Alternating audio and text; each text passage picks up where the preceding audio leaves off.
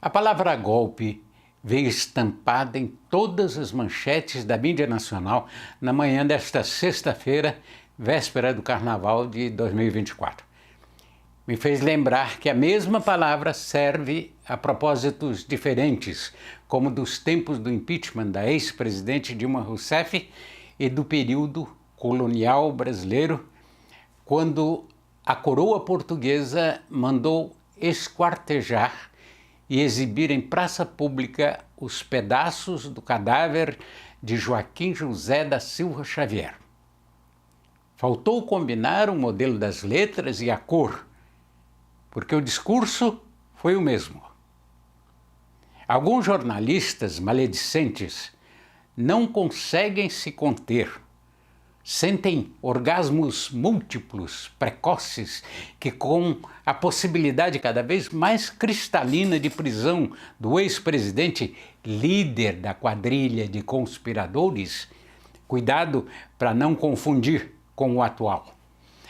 A maioria dos âncoras já não conseguem esconder no tom carregado da voz a euforia estampada nos semblantes.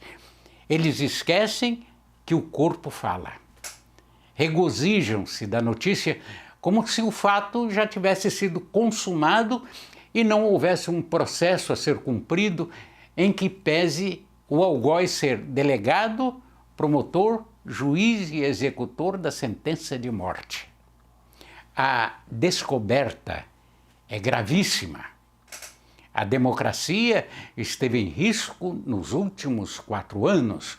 Um plano sórdido foi desvendado pelos brilhantes policiais da sacrossanta Polícia Federal, a mando do maior defensor do Estado Democrático de Direito, Sua Alteza Suprema, quase santa, o superministro AM.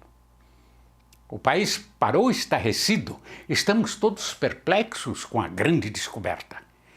Uma forca já está sendo providenciada para ser montada na Praça dos Três Poderes em Brasília, com direito a banda de música, rajadas de metralhadoras, tiros de canhão e voos rasantes.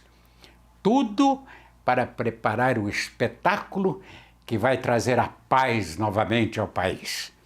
O enforcamento dos conspiradores.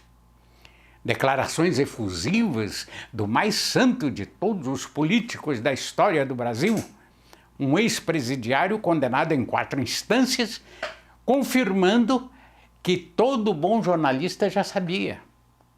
O Coiso é o líder da conspiração e deve ser sacrificado exemplarmente, de preferência na presença dos radicais que o defendem, gente que deveria ser presa e enforcada juntamente com o seu líder, todos defensores do golpe. 70 milhões de coisinhos. O golpe inaceitável que as probas instituições democráticas, lideradas por homens de bem, comprometidos com a verdade, conseguiram barrar, sugere uma condenação exemplar, com direito à guilhotina e enforcamento. O que a Polícia Federal encontrou não deixa pedra sobre pedra. Não tem como escapar do cadafalso. O inquisidor Mor, Sua Excelência Real Tomás de Torque Moderno, deverá dar a sentença diante dos holofotes da imprensa e aplausos de jornalistas comprometidos com a verdade dos fatos. Algo espetacular que será um divisor de água na história nacional. Mutatis mutandis, é a segunda vez que a imprensa brasileira se alinha em uníssono numa narrativa ensaiada para cumprir o seu papel em um plano sórdido de tomada do poder e imposições ao povo. A primeira delas foi para sustentar o fica em casa, garantindo o terror necessário que subjugou milhões de pessoas, permitindo que os planos de vacinação em massa ocorressem com experimentos gênicos que estão matando inocentes incautos até hoje. nada disso teria acontecido se não fosse a maldade de jornalistas e políticos de esquerda que atacaram médicos que contestaram e apresentaram alternativas de tratamento que teriam poupado milhares de vidas no país. Agora é para aniquilar o bolsonarismo e os planos da direita que preparou um massacre nas urnas municipais, aquelas invioláveis, lembra?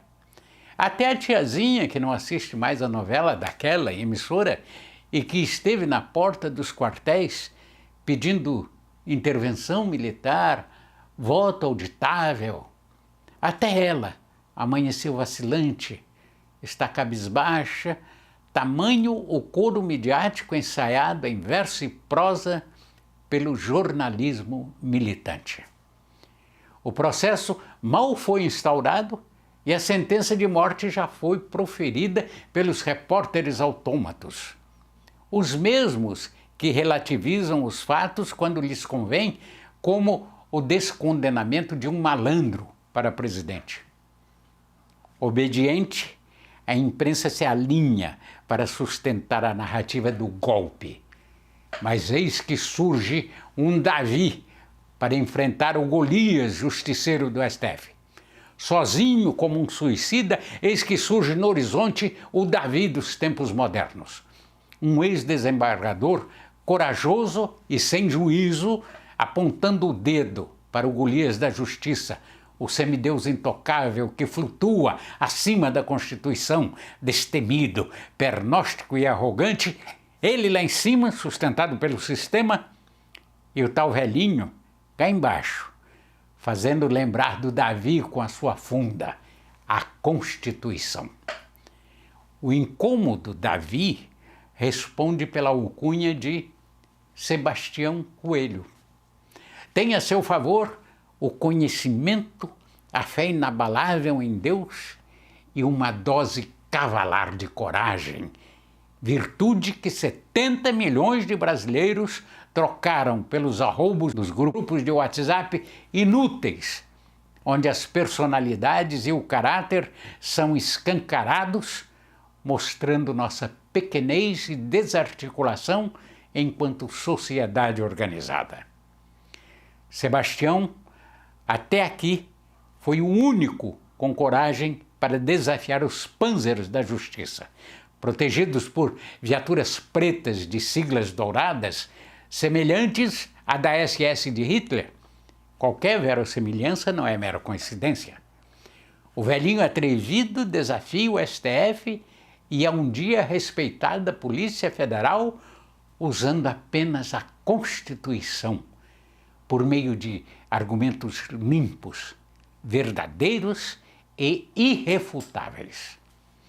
O bom samaritano Coelho desconstruiu em alto e bom som o que centenas de jornalistas obedientes do consórcio tentam, aos trancos e barrancos, sustentar com o contorcionismo desleal ao princípio deontológico da profissão e total desconhecimento das leis.